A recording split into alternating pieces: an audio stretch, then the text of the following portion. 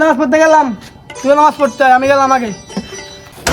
আব্বা খারাপ হনো হনো না, আবার পিছ থেকে ডাকে রে। ওই কে রে, ডাকস কেন, কি কবি ক?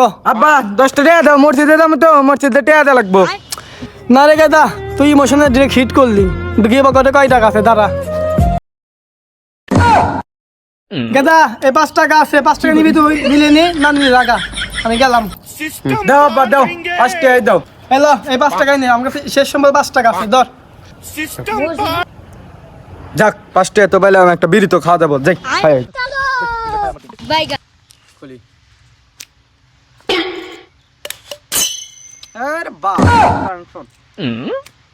रूम भाइयों सिस्टम पार देंगे বাইগা टेक्नोलॉजी